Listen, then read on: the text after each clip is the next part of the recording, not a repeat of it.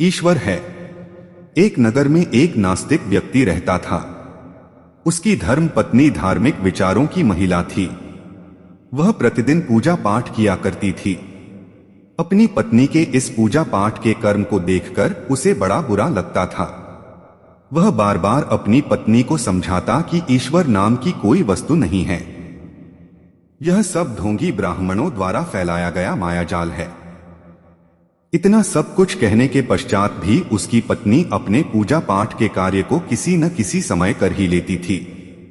वह प्रभु से प्रार्थना करती थी कि उसके पति को सद्बुद्धि प्रदान करें। उसके पतिदेव बड़ी बड़ी सभाओं में जड़वाद के ऊपर लंबे चौड़े भाषण दिया करते थे, परंतु जब वह भाषण देकर घर आता तो यहाँ पर उनके सिद्धांत के विरुद्ध कार्य देखने को मिलता था। कभी कभी तो उसके मित्र ही उससे कहा करते थे कि नेताजी महाराज, आपका सिद्धांत तो आपके घर में नहीं लागू होता, फिर बाहर वालों से कैसे आशा करते हो। भगवान की अनुकंपा से जब उनका बेटा बड़ा हो गया तो वह भी अपनी माता की देखा देखी पूजा पाठ करने बटा लगा। जब बालक के पिता ने देखा तो उसे बहुत बुरा लगा।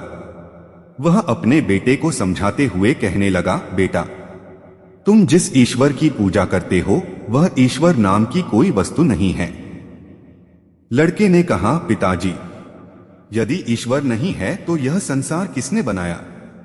पिता बोला, जिस प्रकार बीज का पृथ्वी जलवायु से सम्मिश्रण होता है तो वृक्ष पैदा होता है और फिर उसमें फूल लगते हैं और फूल में बीज, जिस प्रकार गोबर कीचड़ से कीड़ा, कांटे से गुलाब उत्पन्न होता है, इसी प्रकार से पृथ्वी, जलवायु, आकाश आदि के सम्मिश्रण से संसार की सभी वस्तुएं बन जाती हैं। पिताजी की बात सुनकर बेटा चुप हो गया। उसके मन ही मन विचार करते हुए कई दिन बीत गए।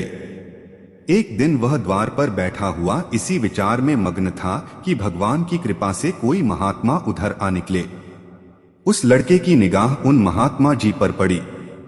उसने सोचा कि ये महात्मा तो योग्य प्रतीत होते हैं, ये मेरी शंका का समाधान कर सकते हैं। महात्मा जी के नजदीक आते ही फौरन लड़के ने उनके चरणों में प्रणाम करके उनको बैठने के लिए आसन प्रदान किया। फिर उसने अपने पिता के विचारों को महात्मा जी के सम्मुख रखा।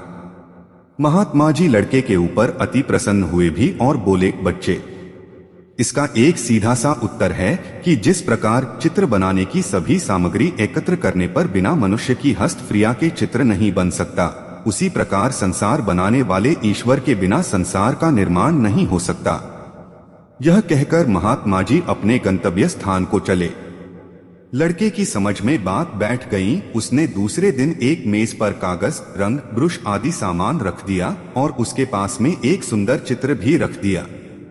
जब पिताजी बाहर से आए तो बोले, यह चित्र किसने बनाया है। लड़का बोला, पिताश्री, ये सभी चीजें रखी हुई हैं। वायु के कारण यह चित्र स्वयं बन गया। इसी प्रकार दूसरे कागजों पर भी चित्र बन जाएंगे। उसके पिताश्री बोले, किसी बनाने वाले के बिना यह इतना सुंदर चित्र नहीं बन सकता।